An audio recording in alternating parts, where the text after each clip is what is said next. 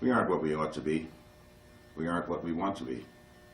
We aren't what we're going to be. But thank God we aren't what we used to be. Ainsworth, United Church of Christ, born out of the intentionality of a few mortals, but with the promise of God's intention that we are all created equal, and that Christian belief inspires inclusivity. In Jesus' wisdom, Ainsworth was called to live out the intention that we all may be one. The parent churches, rich in history, also have a story to tell. Second Reformed Church saw its beginning in the homes of the deeply religious Swiss people, desiring to maintain their homeland faith for themselves and their children. Pastor G. Hafner of the First Reformed Church in the city agreed to conduct services from time to time in each other's homes. Jacob Abey and Anna Bauman decided to gather many children and in loving service instructed them of God's love and guidance, of Jesus' words in the Old Hill School building on Columbia Boulevard. The group called Reverend Edward Kylesmeyer, a recent seminary graduate, to begin in the summer of 1904. He met with interested people in the home of Matt and Marie Michaels for the purpose of organizing a church. By the end of fall 1904, the new chapel was erected and dedicated by the Reverend Kylesmeyer. From 1905 to 1929, various pastors helped direct the large congregation. In the spring of 1930, George Zinn arrived with an incredible amount of vision and faith. Reverend Zinn began his pastorate with a huge challenge. In the midst of depression, it took Reverend Zinn's great faith in God and in the church's membership, as well as the tenacity of spirit. He led the congregation to acquire the location on the corner of Northeast 30th and Ainsworth Street.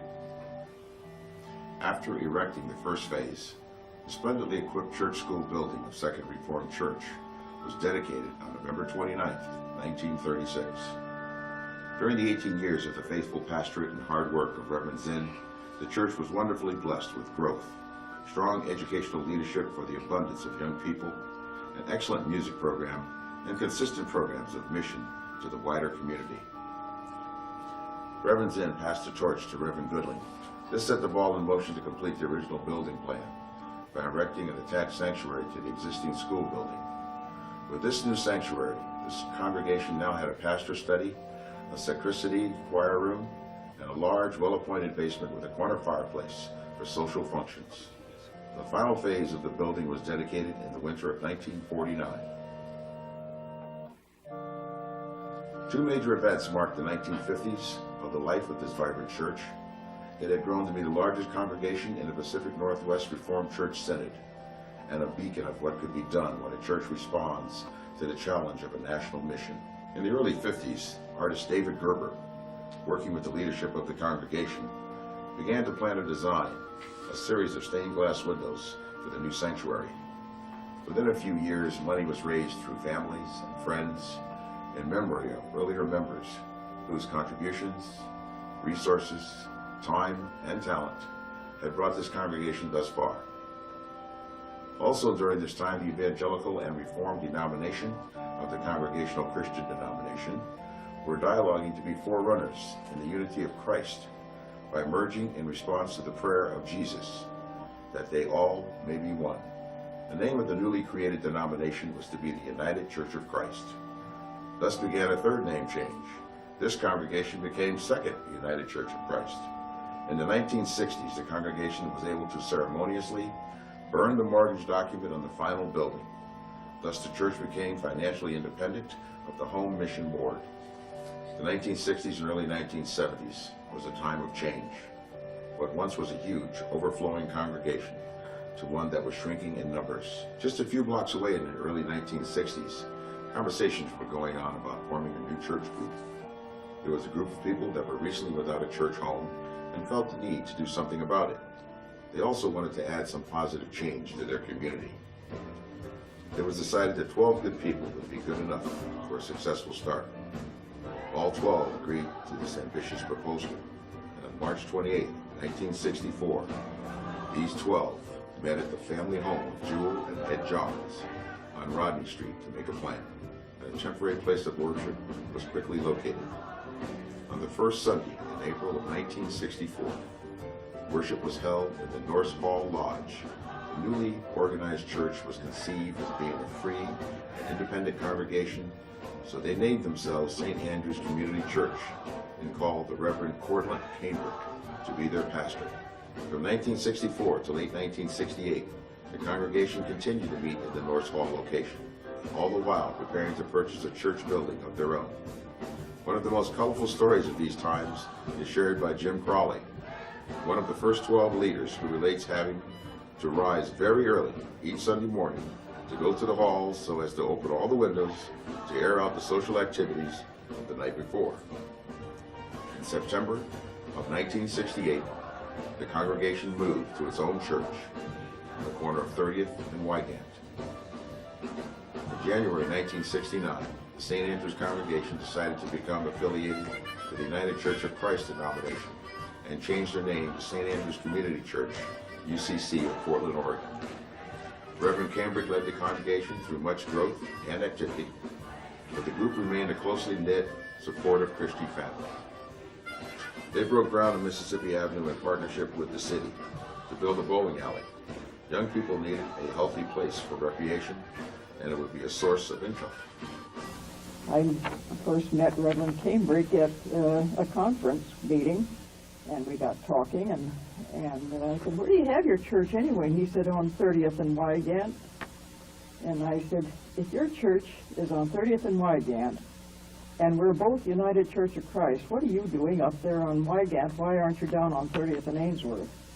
That followed our congregational meeting. I, in my blissful ignorance, stood up and said, "I want to make a motion."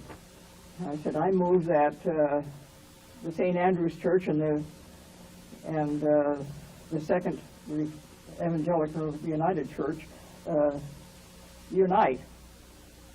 And I don't know what you could have, but everybody dropped their teeth, I guess. The current interim pastor of Second, Reverend Reuben Huneman, thought that Alfield and Reverend Cambric had made a bold move, and the idea needed to be embraced. The pastors began to meet and discuss the possibilities of this vision. As the pastors became closer, the two congregations were encouraged to get to know one another. An occasional invitation was extended to share a worship service or event. In 1975, Reverend Cambric resigned and relocated his family to Seattle, Washington. Reverend Edsel Goldson became the second minister of St. Andrew's. Second Church was in the process of calling a pastor as well, and soon they hired a young couple, the Reverends Anna and Greg Cammon. They came to Portland and to this small congregation to help reverse the trend of dwindling church membership. They agreed to the importance of a congregation that reflected the neighborhood's changing racial balance. The first obvious change was the return of young families. Children, once again, were part of the life of the church. The Cammons were becoming good friends with Reverend Goldson, and together began to help bridge the gap between the two churches. We'd like to help people see that part of their Christian commitment involves opening up to other races. The two churches, very slowly, began to work together on a few projects of ministry, especially sharing education opportunities. At this time, the community was slowly adjusting to the legalities of the civil rights movement. St. Andrew's was intentionally involved in the process of seeking peace, but pushing for justice and reconciliation. And their little church building was just too small for their growing congregation. The struggling Second United Church of Christ, steeped in 70 years of rich history, wanted to rent out some of their space. Even though housed in the same church building, they were still two separate churches. At 10 o'clock, a whole lot of African American people came out of the church, and or maybe it was 11. And then an hour or an hour and a half later, a whole bunch of white people came out of the church. And I thought, well, that is really bizarre. Through all of this change, Reverend Cambric returned to Portland and to the church. Reverend Cambric wanted to change it if possible, if we could work through it. But he became sick, and he had to give up the ministry to Reverend Osborne. So Reverend Osborne stayed for a while. Leaders from each congregation began to talk more openly about the idea of becoming one church. Jacob said, why are we doing this? Everybody said, yeah, why are we doing this? Well, we should be meeting together. So from then on, the process was that we were going to form a new church. This intentionality began to reveal some of the inner tensions that had been growing amidst the congregants. The first incident was the dishes. I think it was called a reception of the wedding dishes, and we were not to use those dishes. And we just couldn't figure that out. Why were they only used for weddings? Because we had a lot of nice things. We had receptions down there, and we wanted to use those dishes. And as I remember, I think it was locked up. Reverend Phil Oliver, a pastor that specialized in reconciliation, was asked to help them. There was some struggling going on in terms of styles of worship, diversity in terms of programs, and second was in the transition of becoming an elderly congregation.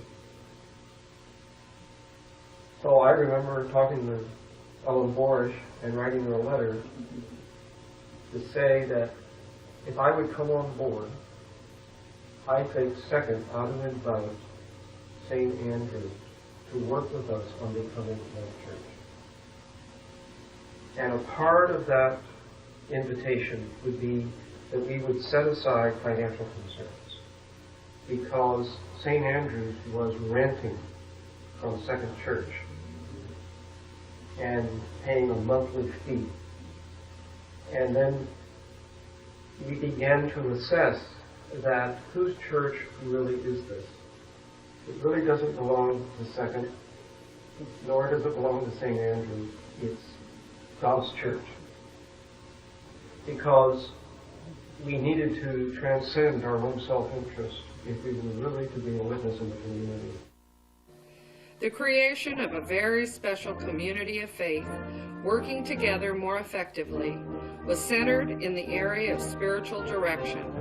This included worship, fellowship, pastoral care, and service within the community. In April of 1984, each congregation in separate parts of the building voted to dissolve their individual churches. They returned to the sanctuary together to hear that although it wasn't unanimous, the two churches were to become Form a new church. It wasn't really a merger, but a form of a new church, because we had some things that we did, and they had some things they did, so we wanted to start brand new. And we couldn't say it was our church, they couldn't say it was theirs, so we started a brand new church. Some people left from our church, some people left from Second Church, and that was okay. I suppose they had fears. So we took about a year to write the Constitution, the bylaws, and all of that. progressive change in church history was attracting attention in the community, and new people were coming to see what was happening. Quoting Howard Thurman, "Meaningful and creative experiences between people can be more compelling than all the ideas, concepts, faiths, fears, ideologies, and prejudices that divide them." On April 28, 1985, a wonderful service of dedication was held. All the details about what traditions each parent church would bring to their new church were in place.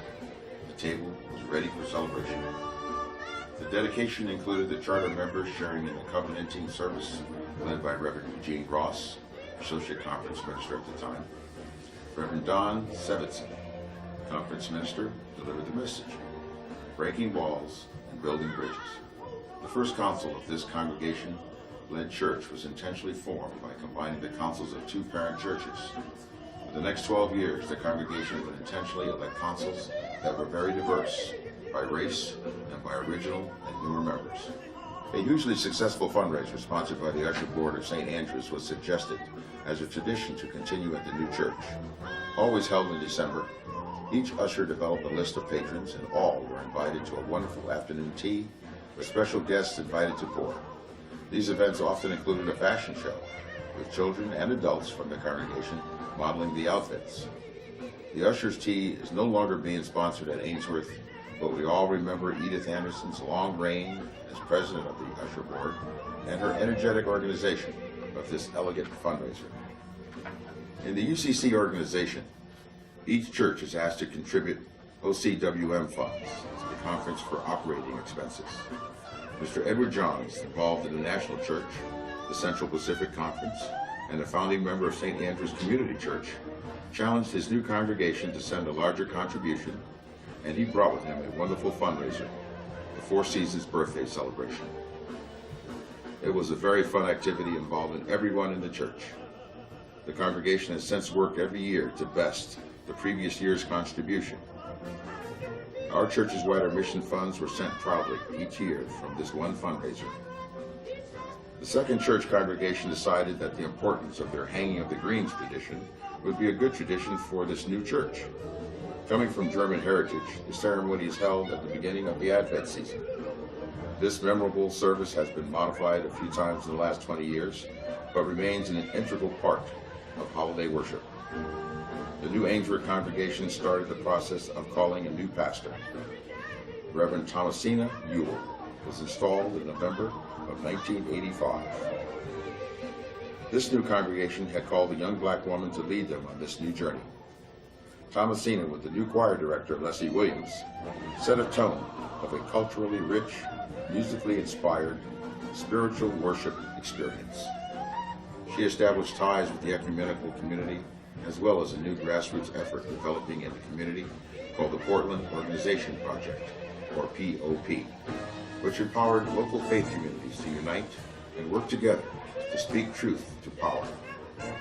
Another support group was forming in the community and asked to meet at Ainsworth, the Interracial Family Network, who worked with many families at Ainsworth and seemed to be a natural fit with the work of this developing church.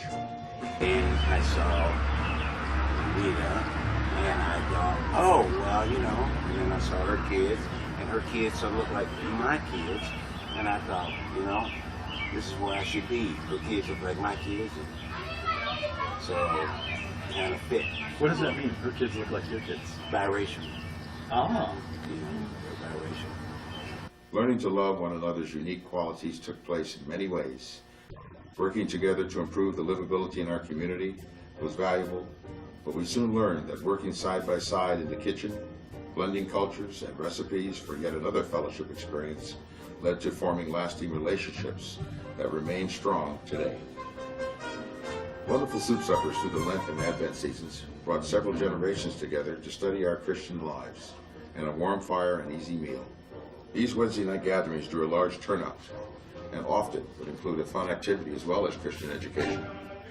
One year the adults made a banner for the sanctuary while the children baked cookies for the homebound parishioners. During the Lent season, we often would have a traditional Seder meal, parishioners teaching the soup supper group about the Jewish tradition and learning of our own Jewish heritage as Christians. On Easter 1986, we had an overflowing crowd. We were so proud of our pastor and ourselves. The choir provided wonderful music. Intentional work to face and deal with our prejudices continued through 1996, when Reverend Jack Takayanagi, Anita Chase, and Colleen Davis conducted a series of intergenerational workshops examining our own racism. The first new tradition that has become a widely attended event over the years was started in January 1986. A potluck dinner is held on the Sunday nearest to the late Dr. Martin Luther King Jr.'s birthday. It was felt that the teachings of Dr. King were a legacy left for our new church to be lived out in the community. It was important to recognize his message and renew our Living the Dream every year. We also started a freedom camp to be held on a new holiday, Dr. Martin Luther King Jr. Day. All the Metro UCC churches were invited. This is a huge success and continues today under the direction of Katie Kissinger. The leadership decided we should come together for a reaffirmation service, a celebration dinner, and a musical extravaganza in May of 1988. And it seemed to bring back that passion to continue with our dreams. Even so, Reverend Ewell had decided to return to her career as chaplain in the Navy. So we said goodbye in July of 1988. The conference office sent us a wonderful couple for an interim stay. Reverend Doug Schneider and his wife Susan were skilled in the healing process, and they were just what we needed. Their gentle ministry was a welcome part of our growth. After a short stay, they accepted a call for a full-time ministry and left in June 1989. An experienced Reverend Bob Rhodes and his wife Pat saw us through until we called a new pastor, Reverend Paul Spurlock, and his wife Sally. Reverend Spurlock was installed May 13th, 1990. Times were difficult for parishioners as they were experiencing a severe downturn in the economy. In many ways, these times only led to a stronger core of Ainsworth that knew we were on the right Christian path, and we must not let the bumps discourage our mission. Reverend Spurlock helped the council launch a capital campaign to re-roof part of the church and to pay back the fund that we had borrowed from. After the Spurlocks left for Seattle, we were sent an interim pastor that had the vision to empower some leadership, the faith to help us re-understand our Christian journey, and the character to role model for each of us the path we were to follow. He was reaffirming to each individual in the church and delivered an inspirational message to the congregation each Sunday. Reverend Jack Takayanagi helped to reestablish the Christian Education Department with an active and large youth group, supported a strong council of leadership, and showed us that we were a congregationally led church and we had the responsibility for our future. We had fun socially. We had hope and confidence in our goals, and we were growing in Christian love and commitment. Reverend Jack inspired a group of young seniors to establish a new organization for the purpose of ministering to each other and the aging population. Reverend Jack and his wife Mary specialized in showing love to individual parishioners. What processes do you think churches need to go through in order to work through the issues that come up with becoming a multicultural, multiracial church? Well, I think that one of the things that a congregation needs to understand what that means when they talk about, there's one thing about saying we're a multiracial, multicultural church because the national church says that we ought to be in, and we accept that paper that comes down to us and all that. But it's something else to understand what that means. Because I think every church, it's sometimes one of the things that churches in our conference particularly, because a majority of them are 90%, if not more, Caucasian, white, and so on. They say, well, we don't have any multiracial, multicultural people. Well, that's not true because every community has multiracial, multicultural people in their life, in their place. And they certainly, they will not necessarily become members, but they certainly could understand their presence in the community and have a relationship and interchange, in that. Once we were on strong legs, Reverend Jack began to nudge us to call a new pastor. We liked where we were and avoided his nudge as long as we could. When Pastor Lynn Smouse Lopez accepted our call, she inherited a strong congregation that had worked very hard on the process of becoming. Gives a sense of who we are, what we believe in, and that we are Ainsworth in the city. Pastor Lynn led us through a 6-week program of discernment, discovering and processing how God's unconditional love accepts all human beings, regardless of their race, beliefs, or sexual orientation. Pastor Lynn had strong ties with the Hispanic culture and community and encouraged us to be even more inclusive, working with groups within the church organization to include other languages other than just English in worship. The peace and justice focus of the UCC was strengthened at Ainsworth as we pursued our goals of reaching out to the community at large.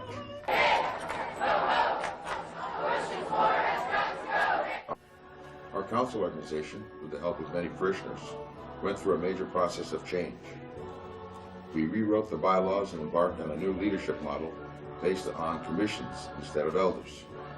The hope was to include more of the congregation in the responsibilities of running an efficient congregational-led church. We have grown enough to be able to pay a part-time Christian ed director, which has provided stability and consistency to our Sunday school classes and activities.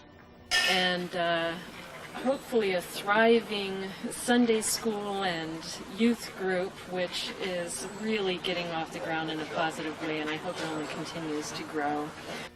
The heart of the church is beating through the members in fellowship, preparing and eating meals, celebration of each other's lives and working together, to reach out to a broader community. The soul of the church is how we came together in worship, determining the style and tone of worship. The prayer, the music, the rituals and traditions are vital. It was a delicate task of weaving all the expectations, spiritual needs, and emotions together in such a way that those from very different worship traditions could come together as one people. The church is a place of refuge, is a place where you can find friendship, is a place where you can find a full family. Thursday Fellowship and Service, once a women's guild, was established in 1904 and continues today. The men and women of this organization support the church in the kitchens, with receptions, and with service projects. The organization remains independent of the church budget, raising their money through small projects, like bake sales. The men's group supports the work of the church and each other through Christian ministry. They also support the Edward John Scholarship, established in the memory of one of our strongest founding members.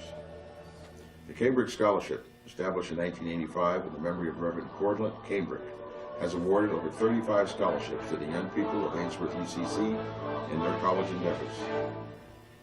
We have begun a challenging capital campaign, hopefully to raise enough money to pay off the mortgage on the recently purchased property and house on the northeast corner of our church property. We must be mindful of the support that we receive from the Central Pacific Conference, to include them in our support network, giving to the widening of our world campaign, welcoming new church starts, and improving the wonderful grounds at Camp Adams. Camp Adams, where most of our children have grown up attending a session or two every summer. Although we never know what the future holds, the body of Ainsworth United Church of Christ, based on a unique beginning, grows stronger every day in its mission and outreach as an intended inspiration of inclusivity to the community and a source of Christian education, especially to the many young families that are joining us today. So our journey is still continuing. We don't intend to become, I don't think, a mega church, a great big church.